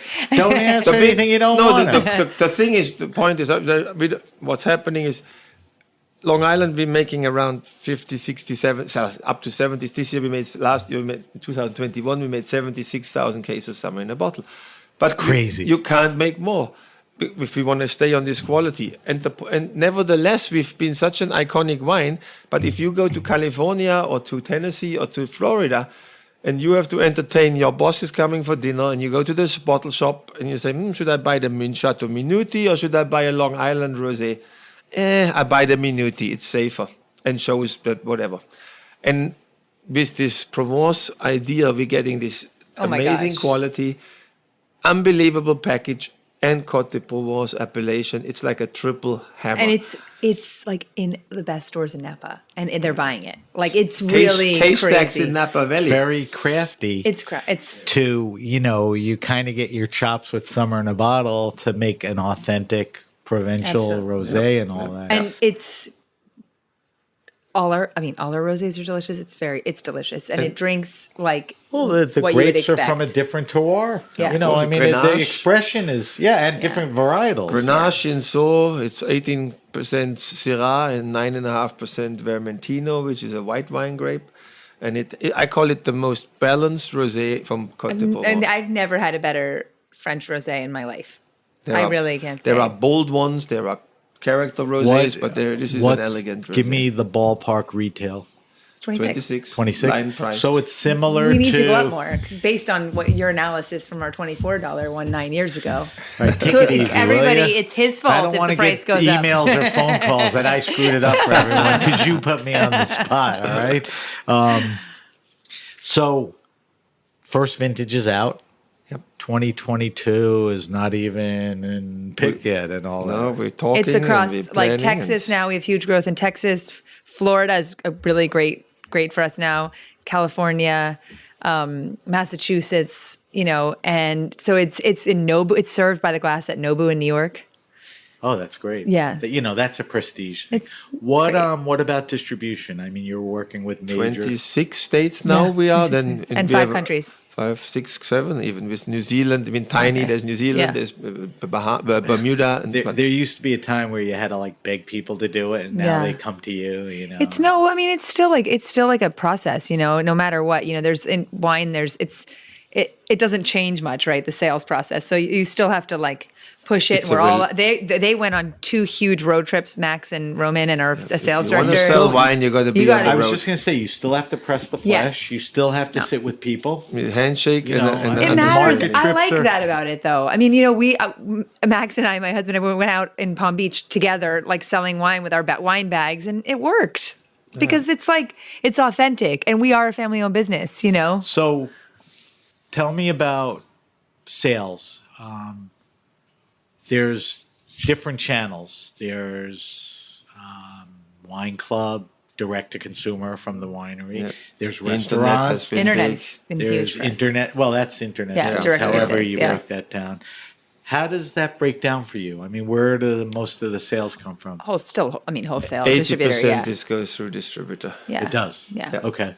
Well, we've been fortunate to make the distributor sales work. When you're a small winery, it's almost impossible to go through distributor because you lose instantly Yeah, it's 50% crazy of your that margin. Yeah. And It's a testament to the product. But if you Yeah. can grow DTC and all that, isn't that more We are. profitable and everything? But it's all at once, right? Like, this year we've invested heavily into marketing, influencer programs, all of that. So let's talk about that. I mean, you're the branding person and all of that. You are in an age where the internet, Instagram. I mean, that's one of the most Instagrammable bottles. No, I mean, when hugely. your dad and you were at the beginning, I mean, your phone was this big. Yes. Now, I mean, what impact has that had? I mean, do you? Well, I think it's are you active with it? I'm very active with it. Yeah. And the winery, we have like 81,000 followers here for the winery. I have, not a huge following, but a very good following. And I kind of tie my own life into the wine and into design. And I'm very active with it, and it works. I mean, it works. It also speaks It's to like, free. it's free and it's authentic, right? Free. I mean, I present myself very authentically, Yeah. and I think that that's like a representation of our brand, Roman is very good on Instagram. I mean, sometimes he posts pictures sideways, but we fix him. He's an old guy. No, he's not. He's just gray. I'm slowly getting as old as I look. You're growing into yourself. But think about like this wine, rosé in general, the Instagram, like this has made. We used to come here, and Roman can say this too, and. No, we're not upset about it at all, but it was a different group of people. Now we have people who are like, I cannot believe how young they are. Like drinking rosé, drinking talk to wine. me about demos. I mean, obviously, the whole wine world has shifted. It's definitely gotten younger. No, we have from 21 to 89. But is the younger market becoming a Huge. bigger force, Yes. stepping up? Yes. Are they focusing towards certain things? Rosé, cider and rosé. Cider and rosé. Obviously the wines, but so they come here. I mean, just if you sit in your car and watch for 20 minutes who walks in, Who and comes when in you out. see It's a variety. 24-year-old It's taking amazing. pictures of the winery door. I mean, there's nothing. Meaning, it's like it's our winery Nothing on the door, door. but they're so excited that they see the winery. It really makes your heart And TV. happy. We've been on some good TV. We've had some good Things. TV moments. You mean on shows and stuff? Like shows, yeah, Yeah. like all the reality shows. And I mean, I don't know if you've ever watched Billions, but there's a moment in Billions where the Paul Giamatti holds the bottle and he's like, want some rosé? She says, the Wolfer? Isn't that sold out? And it's this moment So that I you're saw just that, like, that was like 2-3 seasons ago. It was huge. Because my though. wife's a big fan, and she goes, "There's a Wolfer." I know, it was- But that's like the organic. That's the great But that, stuff. and we all don't pay for that. It just happens. But do you because feel it's- like? I mean, you don't need to do influencer marketing. Pay we do it? We You don't do a pay. little? We just gift. We Okay. don't pay. We don't pay. Well, we that's we have a very you good engage in it. However, you we decide. engage in it, Yeah. and then they do it themselves. You know, Yeah. the thing is, it's all like, you know, if you think about Texas, for example, they don't know us in Texas, right? So in order for them to know us, and for them, even though we are in 65 Safeways there, right, Albertson Safeways, we want them to walk in the store and recognize the bottle. How do they recognize the bottle? Because they saw on their Instagram that this influencer was serving that bottle. So that's how they. So it's all, you know, organic. Connected. It's connecting. You know, even though they fall in love with our bottle, they want to know, why should I pick the $26 one over that one if they're both from Provence? Oh, that woman that I really like think is so cool posted that, and then they fall in love with the wine, and then they're also posting it. You know, it's organic, and it's. But you also have the product and the story. I mean, you have. We have the Sets story. it You could apart. try hard and not succeed because you don't have it. Well, and I always say this: if you would be a winery from Walla Walla or in the middle of the outback, and you want to be the cool beach rosé, you can do monster marketing campaigns, Not but gonna it's work. not authentic. I had It's Gary not- Vaynerchuk you know? on the show, who's a huge, social media Yeah. mogul and a wine guy. He said if you went to Uruguay, found a great Tanat producer, not even in a bottle, put it in a can, brought it here, put it in like Kim Kardashian's Yeah. hand. And mind you, the wine is good. You know, Yeah. the idea Yeah, it wasn't, has to be nice. It would sell like crazy because that's the model now. You know, if you It's use it changing. correctly. But also, if you can come here, then you live the story.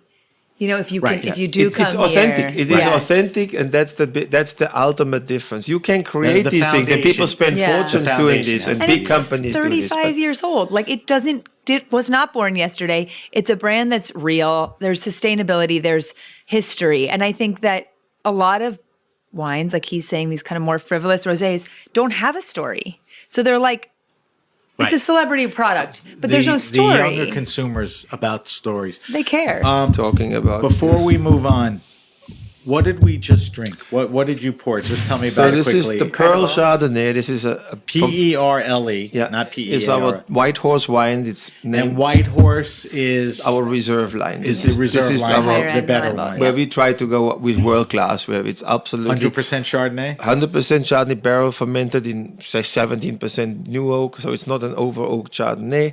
It's balanced. It is 7 months sur lit. It has the lovely lees and yeast texture structure. It's a fantastic food friendly wine and longevity. That's another thing we haven't spoken. Our White Horse wines, we try to make that they can age 20, 25 years. Our whites, 30, 40 years. Our reds, and 50 to 80 years. Our ice wines.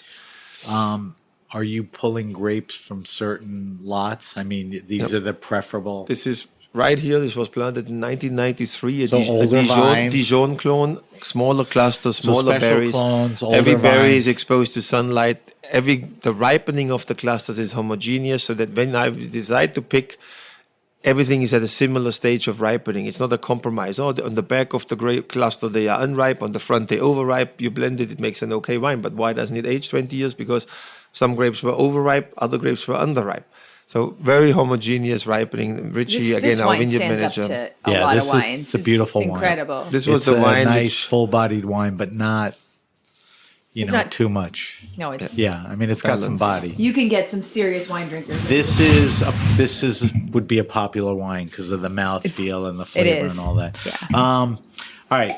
We don't have no to more. wrap up this second, but we got to move towards ending the show. I want to do a couple things. I want to do the wine list, and we do a thing called the weekly wine sip. Although we've been tasting wine throughout the show, we'll end the show tasting the summer in a bottle. The Côte de Provence. The Côte de Provence. 'Cause clarify. That's the newest thing. You talked about the pandemic, how in a sense it was a good thing because it slowed you down. What about all the Only other... with Provence. It only With slowed us down Provence. with Provence. Yeah. What We had it was huge for us because everyone moved out here. That's right. So we had people moving what about out here. mailing lists? Oh, Let me our just- website went bonkers, 300% Most up. wine people Yeah. had a good, bump and all that, but I forgot about We did virtual tastings. So we did that with like offices. We did it with 3 a week. individuals. I mean, Roman was like doing these left and right. I mean, we tried to keep it so that the experience was like, that they would feel like they are part of something because people missed coming here, really missed coming here. So I think that was a huge growth period for us. I mean, what do you buy? You buy what makes you happy and what you trust. Well, yeah. Yeah. I mean, But you Yeah. couldn't, you couldn't even go to a all my liquor guests store. that are winemakers, their online stuff, people doubled and tripled down for the reasons that you said. Plus, they are committed to you and they like it. And our drive-through was And everybody was out here. and Instagramming We it. So it was this And you drive-through. had a big head start. That was incredible. I mean, it was the most exciting time because we would even Good for you. You bust your ass all those years and you don't get caught. Knock on wood. I mean, look at the restaurant business, I know. hospitality. I know. It was terrible. Well, I know. I mean, we were. It was. There was definitely a moment before it became an essential product that we were like, "Uh-oh." Now we have a What's problem. gonna? but We were luckily- like, "Yeah," and Too then, essential. And then it became What is this we're drinking? This is like this so is- tropical This and is floral. Antinov Sauvignon Blanc. This is one of our. So it's since got that fourth year. grassy, greeny, Yeah. but Yeah. there's a lot of tropical. It's There's- ripe. very It's popular a too. special clone, a musk clone, which has a bit more tropical aromas. In a matter of 4 years, we have now pulled evenly with a pearl. There's something on the palate that surrounds it. It's almost like mushroomy or earthy. It sits on top really- of the floral and the typical. It's our Grand Cru approach. There's some barrel fermentation. It sits on the lees for 4.5 months. That's what it stir is. the lees. So it's You not could just a taste it sitting simple. on the- It's not just a simple. Very much stainless interested- steel Sauvignon Blanc. There's a lot more going on. It's Sorry. also named after my Own best horse. horse, who was my All right, so let's champion. talk about that. I mentioned it quickly in the promo. We talked about the property, upwards of 175 acres. A big chunk of that is devoted to an equestrian center, Yep. to horses. A lot of that is family, your upbringing, your love of horses. You Yeah. were are a horse jumper. Yeah. So tell me about that aspect of Wolfer. Well, it's if you look at the logo, it's a horse head. It all works together. The whole farm we have pigs, we have donkeys, we have horses, barn cats. We've got kind of a little bit of everything. But for me, when my dad and mom started the farm, Dad was my mom liked horses and my dad was interested, so they built a small barn. And then when I was 6, I started getting into it, but I never did it like I do it now, So this was sort of like when did you jump into it seriously? Like as a I think teenager? after my, I kind of rode whatever I could, and then after I did have sort of pursue it a little bit in my teenage years, just one horse jumping, small jumps, and then after college, and then my dad died, and then I did get my first horse, and I started getting into it, and then I realized that I really had a passion for it, and there's something that I really wanted to do. And now I'm jumping a level that I never dreamed of, and I'm just turned 40, so I'm a little bit crazy. Wait, so but you're at 40, you're more evolved than you've ever been. I'm jumping. You got yourself I'm 1.50 m, which is really Wow. big. Yeah, That's Yeah. pretty cool. So that's Yeah. a big passion, time-consuming commitment thing of you. But You it works with our whole life, right? No, We no, I get sponsor that. the I mean- GC. Well, we there's a Global Champions Tour in New York. We sponsor that as the winery. We now have a jump that's going to be at the Hampton Classic. That's a big event. So it's kind of it all fits together really nicely. Is And the horse Hamptons can. Classic, that polo thing? It's No. the show jumping. Show jumping, You got to right. come. So we have, we're a big sponsor there. We're going to have our own jump. We are going to have our own jump at the Winter Equestrian Festival, which is in Florida, which is also they're big wine drinkers, they're from all over the world. So it's really great for our brand, but it's also people love our product. So it all kind of ties in now. Yeah. Do you have the kids on horses? They ride a pony, yes, but Pony. I'm not, I'm not a pusher in that way. I think that Right. I Let it found happen. my own because I had to work for it. And I think that there's something like that you have to be able to do. So is there a public aspect to this? Can I come to the center? Or You is can there come and see it. lessons? Absolutely. We did, but when dad used to sort of fund So it's a that as family well. thing. And It's now not we rent stalls to people. Okay. Yeah, so it's a business. I mean, Okay. it's a difficult business, but it's a business. Okay. Is it just Wolfer Stables? Wolfer or- Estate Stables, yeah. Wolfer Estate Yeah. Stables. So we have an amazing group of people who ride there, and it's a community as well. I mean, this whole place is a real community. We're really lucky. Yeah, you could feel it when you get out here. It's pretty nice. It's nice to drive up and you first hit the vines. Yeah. And the scent. Yeah. And all that. All right. There's probably a lot more that we could have talked about, but we have to move on. We're going over an hour here. You just opened something. Before we drink the rosé, what are we drinking Very now? quickly, I just want to highlight. Not quickly. Quickly, rush 2000. What's not quick enough is you pouring it. This is the 2019 Kaya Cap Franc. In 2019, I've been now 30 years making wine. 100% Cap Franc? It is 86. 86, and what else? 14% of our $100 Merlot gets blended into this wine. Okay. And in Kaya, Caya, Wolfer Estate. Is this... This is Cap Franc. But is this the same stuff as the... It's the White Horse. The white... Yeah. Right, Yep, it's the White Horse wine, the reserve wine in 2019 was the best vintage we've had in 30 years, I call it. I was going to ask you that. So This we're was talking killer vintage. Now tell killer our listeners, vintage. Cab Franc.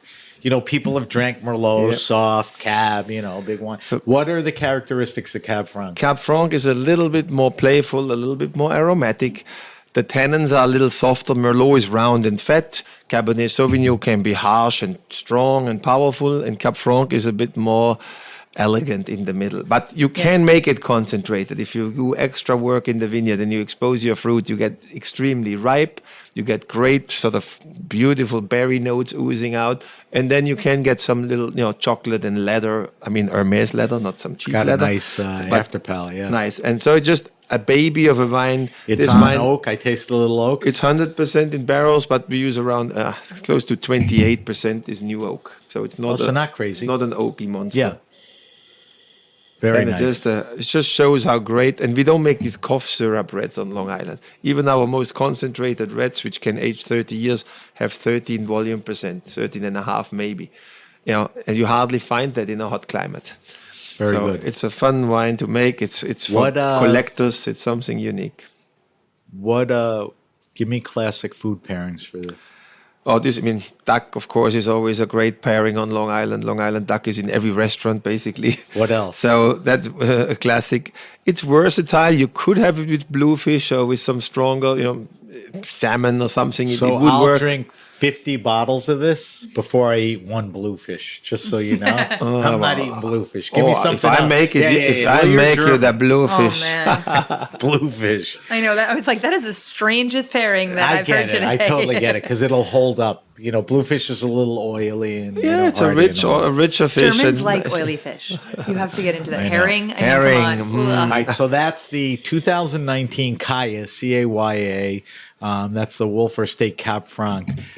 Great vintage. I think And we should use those glasses for an the rosé. I don't need opportunity to taste, a really nice varietal that's done well on Long Island. All right. Nobody leaves the Grape Nation without doing the wine list. We ask our guests 5 questions. Every guest that's appeared on the show has been asked the same 5 questions.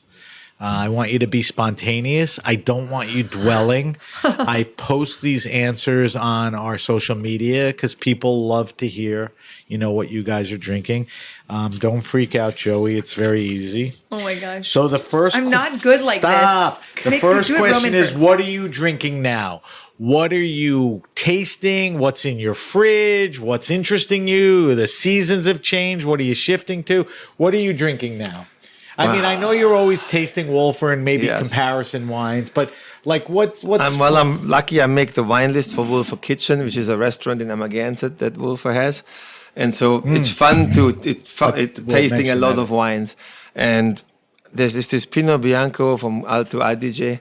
It's the Tramin, they call it Wirtz. We're on the same page on this. So one. anyway, it's a if fun wine. I will email you, and you will, if you don't remember, you'll tell me because I want to post it. The winery is Tramin. And it's Tramin. like Tramin, yeah.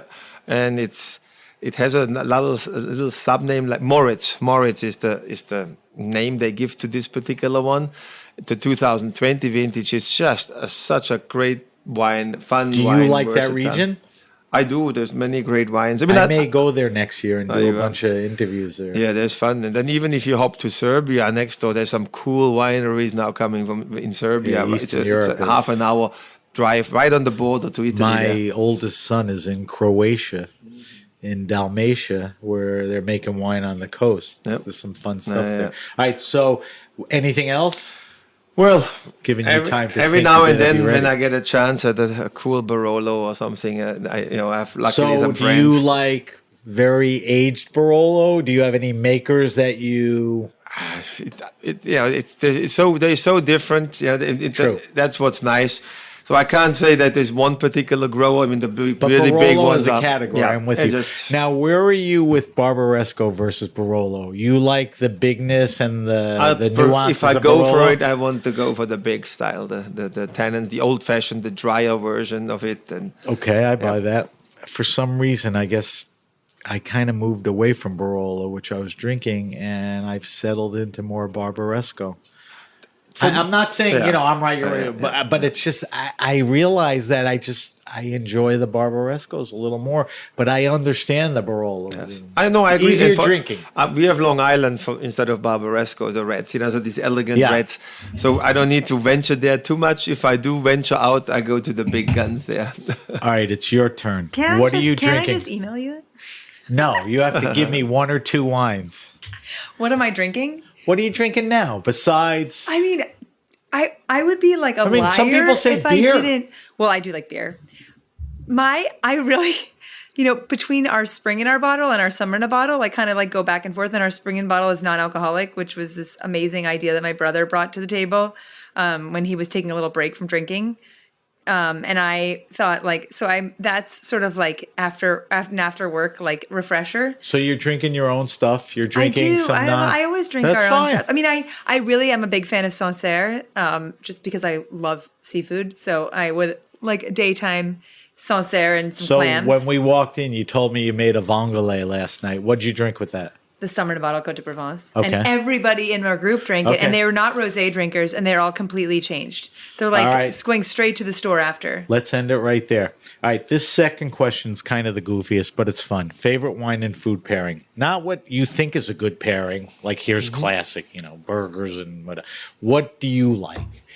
Whenever I have to entertain, I do local striped bass and our Pearl Chardonnay. It's a match from heaven. How is the striped bass prepared? It's made- because sometimes you have to pair it to the sauce, not the fish. Yeah, How it's is the it made? sauce. The sauce is very simple. You saute some onions and garlic, and then I put a lot of butter into it. This is in a pan? In a pan. Because Then otherwise it's too dry. half if a you go- bottle of the Pearl Chardonnay, which is the nice perfect Chardonnay, and then fresh tomatoes finely chopped, On top? and then some little what's the leaves? Bailey? Basil. I'm blanking. Gives it a and little then green fresh freshness. basil. You put the lid on it, and when you open that lid between Steams the up. garlic, the thing, and then the fish was first fried in this thing, so it has the fish already, meaning sautéed. Then The you do the onions, juices. and that smell is just. And the pearl It's so good. is perfect because it's round and holds up. It's powerful. It's elegant. It doesn't go on your It's nerves. It's refreshing, not too. over oaked or anything. So that's to me the classic go-to. So we have a fishing boat. We go tuna fishing and striped bass fishing, fluke fishing. We make tacos. We make, so I'm always looking for a good recipe. I'll try that. Yeah, that's we a do fun one. capers, butter, basil, all that. All right. Your favorite wine and food pairing. Okay. I had some time to think about it, thankfully. That's why I'm making you go second. I love skirt steak, and my kids love skirt steak. So we Me love too. a meal that we can eat together. Me too. And I think it's very easy to do because I put a little soy sauce. And it doesn't take forever to garlic. cook. No. And Correct. I think our sleeper hit is the Finca Red, which is our chilled red. So Finca, oh shit, we didn't talk about Argentina. Chilled. We'll talk about That's that in a okay. second. So Finca Red is Our Argentinian red, and it's a chilled. blend. Yes, and it's a chilled red, and it's It delicious. says chilled on the label, Yes. right? But wait, it's It's- shipped cold. It's No, you have to it's chill it. concrete fermented so that it's not so you serve it over-tannic. chilled.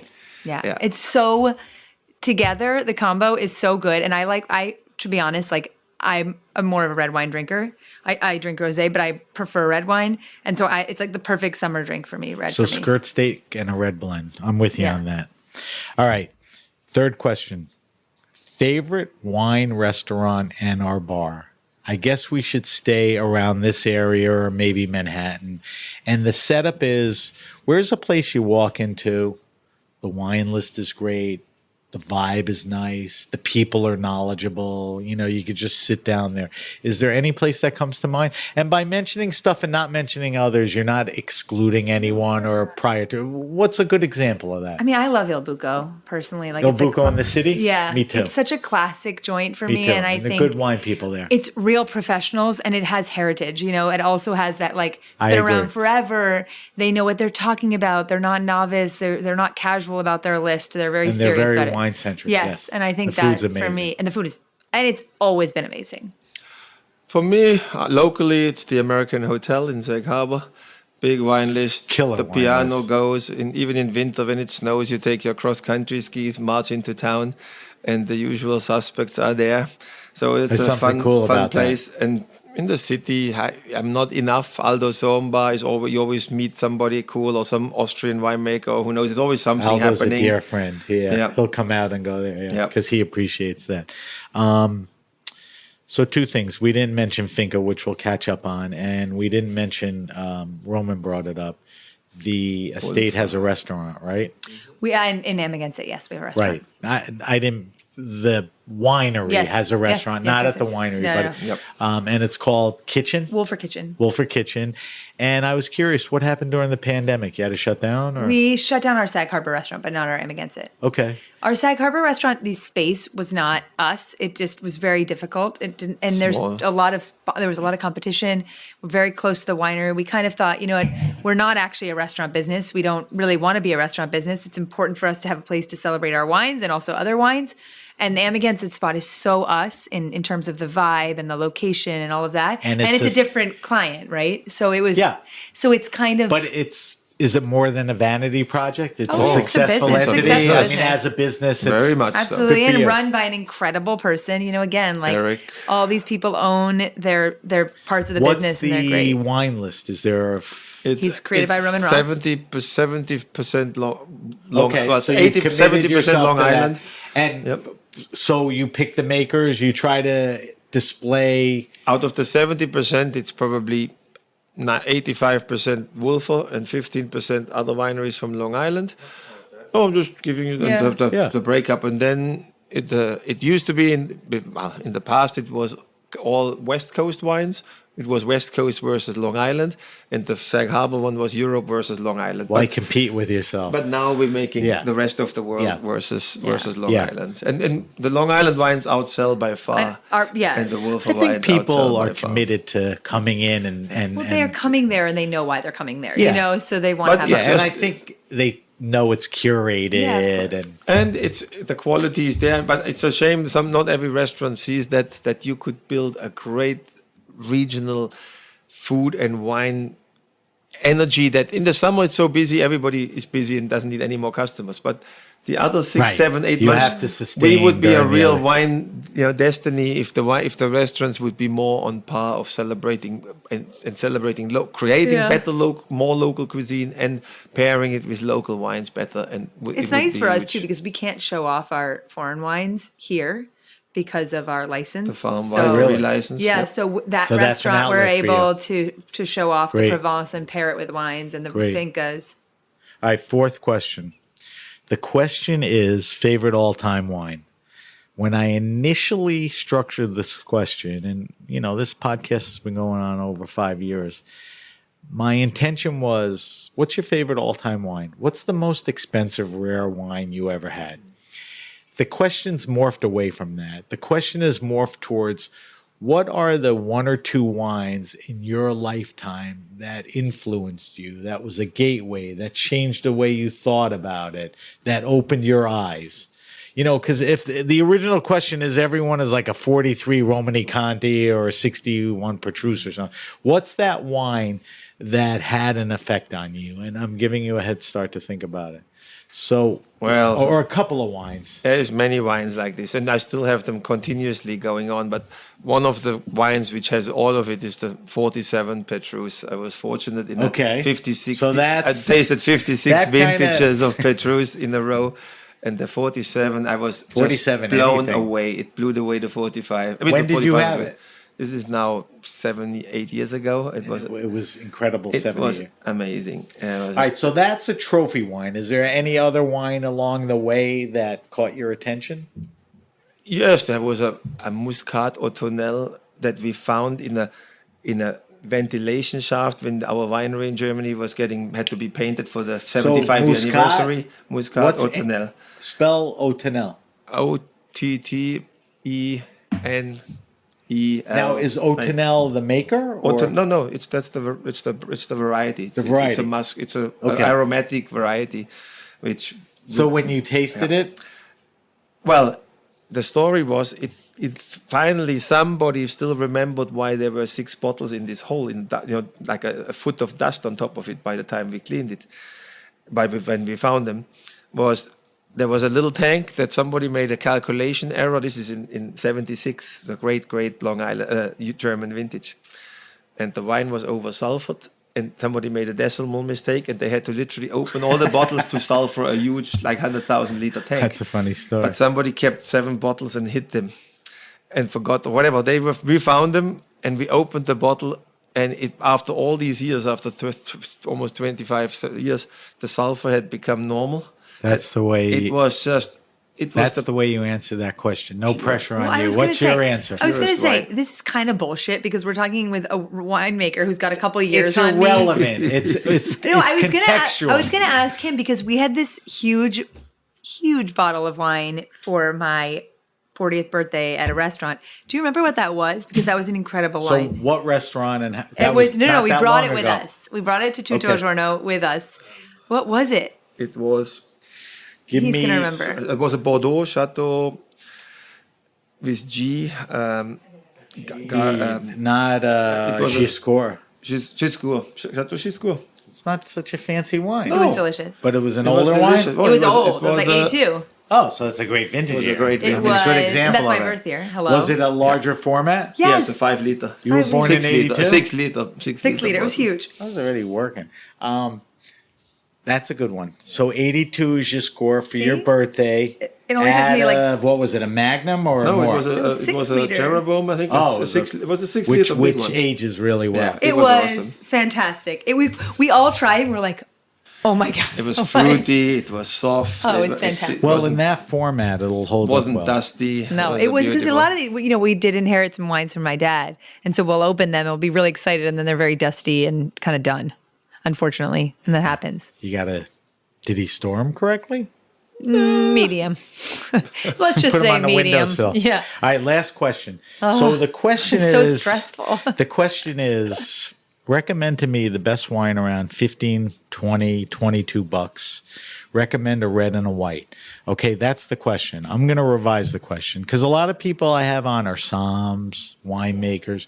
So for you, if we stay in the Wolfer family and I'm looking for the value wines, I don't use the word cheap or inexpensive. I use the word value. If I could spend the least amount of money on your wines and get the best value, which you'll say is all your wines, and you should, recommend a red and a white, both of you collectively on this one. I kind of think the Fincas are the best. Like Estate they're- Selection Chardonnay Yeah. is like Yeah. Oh, that's so popular too. our estate So Chardonnay, it's the stainless Wolfer steel, Estate Chardonnay. Yep. What are we talking retail? $18. Okay. It is just Perfect. a dream. But what about this Finca, the Finca Rosé and We're the going to Finca talk White? about that's a good segue into Finca. Because those are Finca Rosé. Yeah. And for a red would be the Cap Franc because or our classic red, Yeah. but that's Not the 24. Kaya. No, we make a gold label. Right. It's 24 though, so That's it's a little bit ballpark. above, but it's a But that's best an value interesting for our variety. reds. It gets trickle down effect from the top wines. So the Estate Chardonnay and the Cop Franc under what? Gold label. Gold Yeah. label. Okay. Now, quickly, Mark, your brother, found, bought, Yeah. strolled into property in It was Argentina. Like, it was along with my dad because they were working on projects with my dad. Okay, so he got exposed initially through your Yep. dad. That caught his interest. Yep. And purchased property outside of Mendoza, the wine region. Yep. And what's the name of it?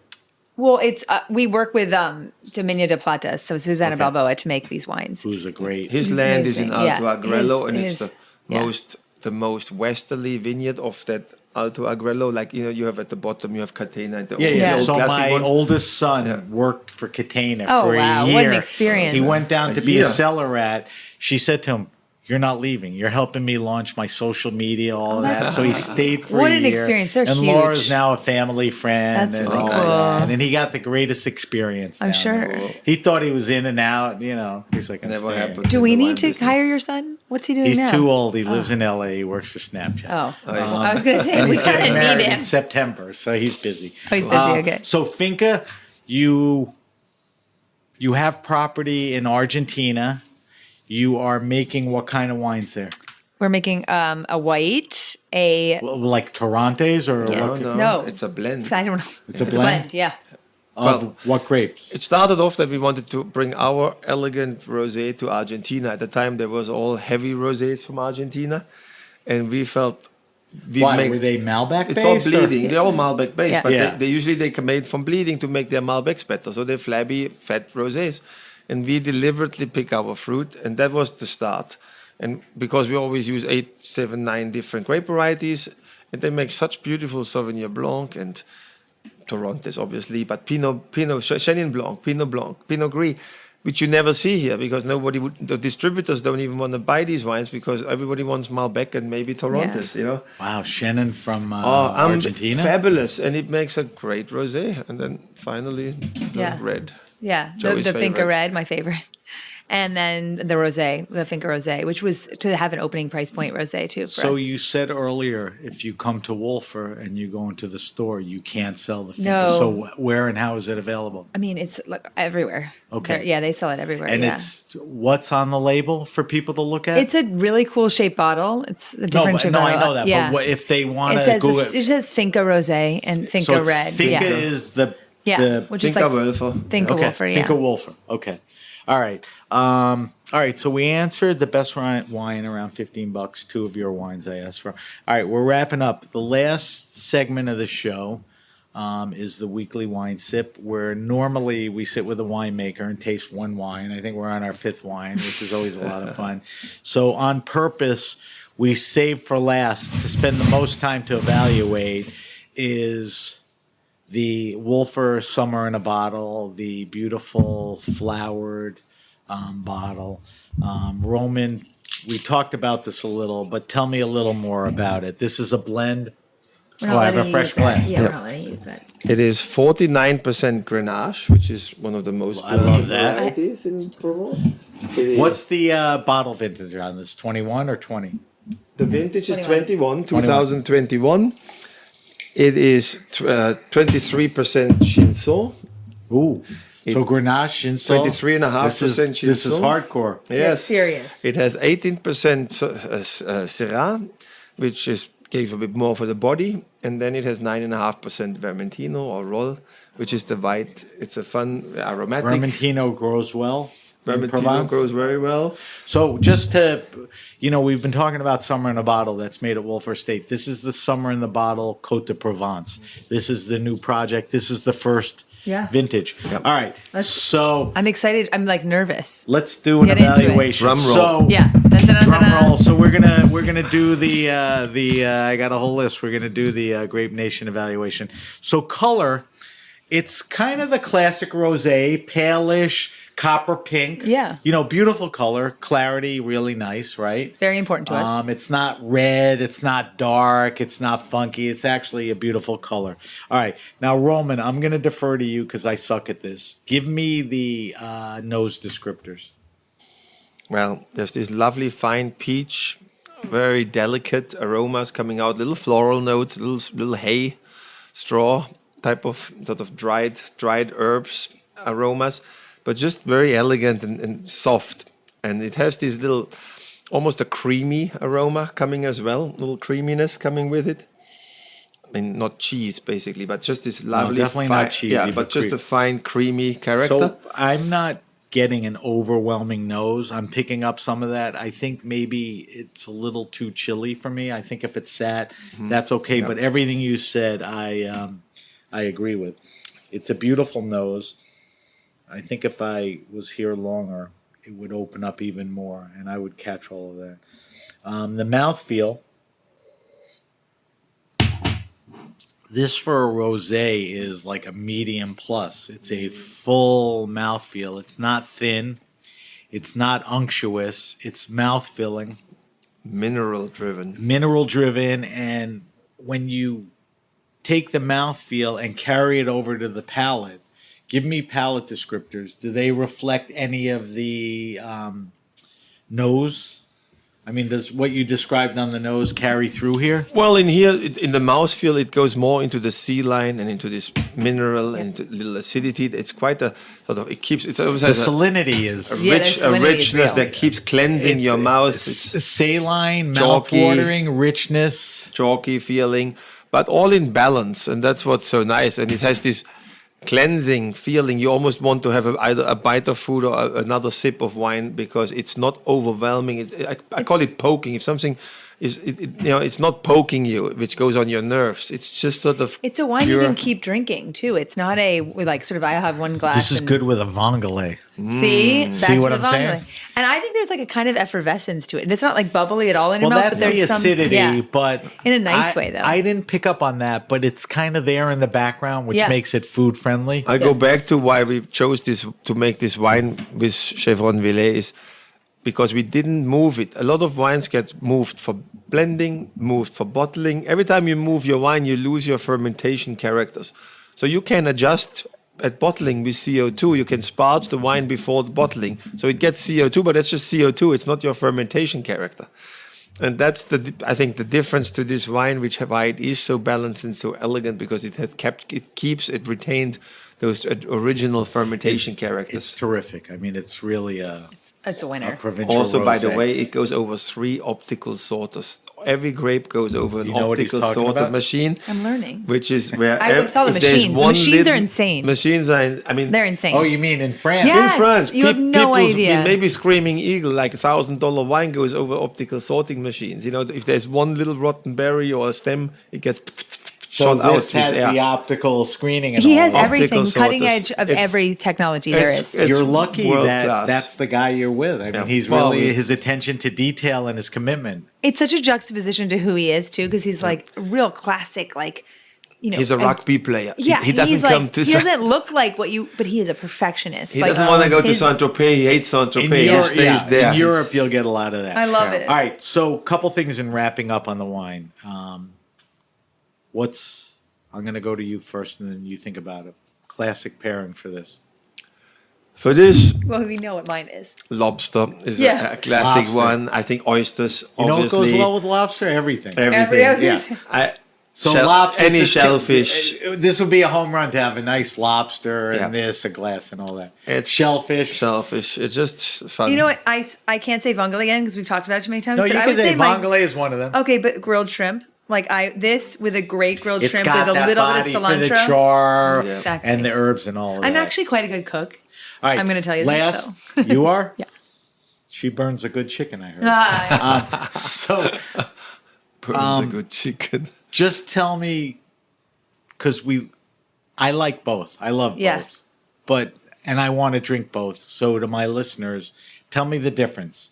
Why would I pick up the Summer in a Bottle, Wolfer Estate, Long Island, this? One of the concepts we loved about why we had the guts to go for this, because exactly this question.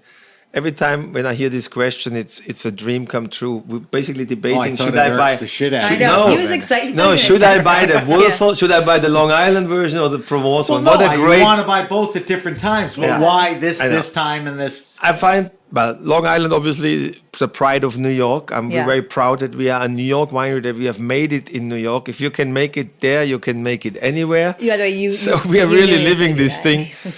And in any case, so the Long Island versions captures our climate. It's a little bit more forward, a little bit more bolder, maybe a little bit more New Yorker. You know, the French one is So more forward and refined. boldness Yeah, a is little definitely- bit, still balanced, but Yeah, forward and not in a bad way. Yeah, while the But some people like that style, so they would defer to that. It's also easier to recognize. It's sort of a little bit, you know, you can have a blind nose, you get it. You know, that it's that little bit of Gewürztraminer. You know what it is. You can understand the wine. And this one is more elegant, more sophisticated, a little bit more classy. So it's more traditional, maybe from a Provence point of view. So they're different, but both are elegant. Sorry. So each of them have a place for food, for what the situation is and all. I don't think it's an either or. I think it's like it's what your kind of moment. What that's you're what in, I'm saying. That's the nice thing. You have kind of that option. It was a huge, again, another risk in doing this because we knew that would be a thing. And we weren't looking for people to say, I prefer this or that. It's a good debate. And I it's a didn't good set the conversation. question up for that. I just want people to know there's 2 great choices available. So that's 2021 Summer in a Bottle, Côtes de Provence. And the current vintage of the Summer in the Bottle Wolfer is 2021? 21. We're always current. And all right, guys, we got to wrap up. Joey, you're starting to get fidgety, so I got to get you out of here. You know about my ADD. I'm an Aries. Well, both of us. I'm a Cancer. All right, so let me do a quick wrap up, and I want some info from you guys. So if you have a question, suggestion, wine happening or event, hit me up at sam@thegrapenation.com.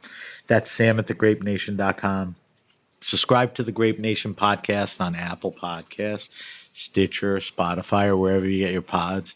If you subscribe, it's delivered to you automatically. You don't have to go look for it. So please subscribe. Follow us on Facebook at The Grape Nation. On Instagram, a little trickier. We're at SBenRuby on Instagram. And on Twitter, we're at BenRuby. But you can always use the hashtag The Grape Nation to find us. As I mentioned, we'll post Joey and Roman's wine list. I will post that on social media towards the beginning of next week. And I will post our weekly wine sip selections. I may have to email you to remind me all the stuff that we drank. So we're looking at 2, 4, 6, 7 bottles. We probably had 5 of them, maybe all of them. I don't know. This guy doesn't. Cider. And the cider, right. So if we want to follow you guys on social media, there's 2 things. There's personal and there's the business. Let's start with the business. This all sounds intriguing to me. I want to go online. I want to join the wine club. I want to order wines. Where's it's available? Where do we go? Wolfer.com. And that'll show me Wolfer, Finca. Everything where you can buy everything. We didn't talk everything. about Mallorca, Spain, which is a small little plot. All that stuff is there. The wines are all listed and everything. Yep. Okay, so that's where to go. On social media. At Wolfer Wine. At Wolfer Wine. And then if we want to see what you're doing, Joey. At Joey Wolfer. Don't forget WOLFFER. And Roman. Roman Roth. Roth Roman. Roth Roman. Roth Roman. Roman. Yes. See, I agree. Just look who won the Governor's Cup. Yeah. Governor's Cup. This guy. Governor's Cup of what? Of the New York Wine and Food Fund. I didn't know that. New York He Wine won and it Food last night Classic. for the dessert wine. Last night. Big winner. Let's talk about that for a second. So the Governor's... I said it. Nobody listened. You did say it, and I'm you not... You didn't listen. No, I Is that heard the cancer it. in you? I heard it. Was that during the show or before? Yes, during the show. I heard... So wait, the Governor's Cup is a wine competition? Well, there's the New York Food and Wine Classic and the So they do different categories? Yep. And so is there like a dessert wine category? Red wine, white wine? Red wine, white wine. Okay. And then So did you enter in multiple categories? Well, yes, we entered 8 or 9 wines, I think. We Okay. got several So gold the medals. dessert wine is called what? The dessert wine is Diosa, which is a horse. Spell? Goddess. Diosa. And it is what, Semillon or? No, it's a Chardonnay, a little bit of Sauvignon Blanc, and a tiny bit of Vignol. Nice. Yeah, it's a beautiful, amazing What, balance. what vintage was that? 2020. What is going on with you today? I'm throwing my decades around. So. I just All right, so congratulations to Roman on Yeah, that. presented by Hoquil herself, And which also, was pretty cool. please come by Wolfer Estate. There's a tasting room. You can eat here. There's kitchen, the restaurant in Amagansett. Yeah, Wolfer Kitchen. Wolfer And Kitchen. the wine stand. All right, guys, we got to wrap up. I told you that we'd spend a lot of time. would go quickly, but we logged a lot of time. So thank you to our guests, Joey Wolfer. Thank you to Roman Roth. Thank you to our engineer, Kevin, and everyone at the Heritage Radio Network. I'm Sam Ben-Ruby, and you've been listening to The Grape Nation. Thank you, Sam. Thank you, Sam. The Grape Nation is powered by Simplecast. Thanks for listening to Heritage Radio Network. Food radio supported by you. Keep in touch at heritageradionetwork.org/subscribe.